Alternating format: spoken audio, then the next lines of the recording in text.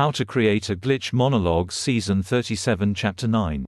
This is Season 37 of How to Create a Glitch in the Matrix Monologues Episode 9.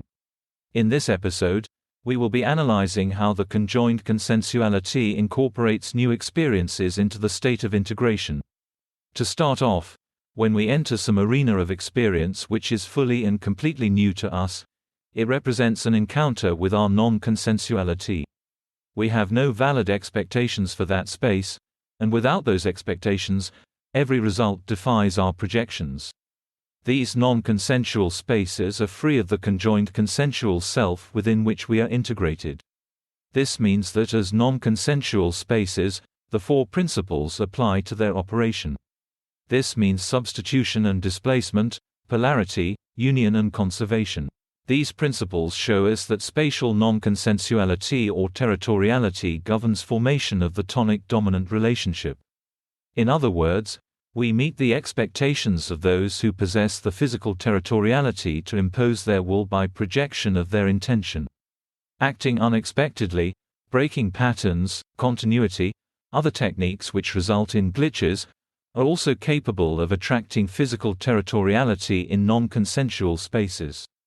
But in our encounters with others, either their territoriality compels our action according to expectation, or the other way around. In either case, that territoriality will be subsequently integrated through the action of a second orientation individual, a dominant, either mirroring us, or mirroring some other. Let me give you an example. Suppose you go into a car dealership in a city completely unknown to you, to buy a car. The salesman is trying to compel you to purchase a particular vehicle. There is dialogue, mirroring, pattern breaking, dialectical positions and posturing, postural releases, acquiescence to status.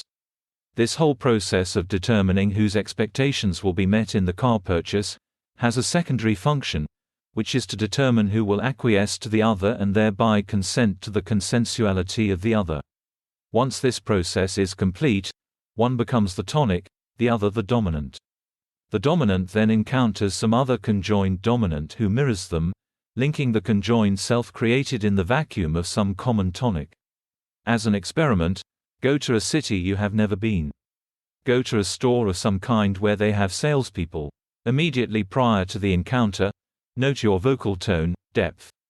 Then speak with some salesperson. Watch when they mirror you and when they don't.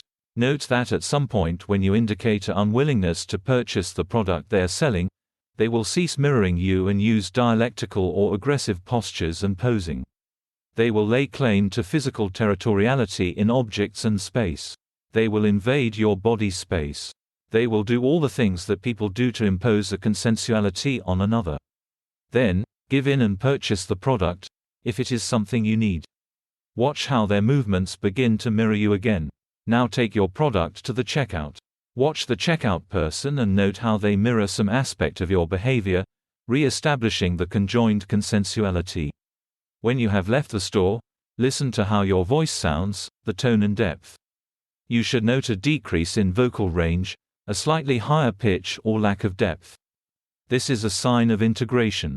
Now, this process, of spatial non-consensuality, mirroring with some dominant and a conjoined consensuality, represents the steps of integration in any non-consensual space.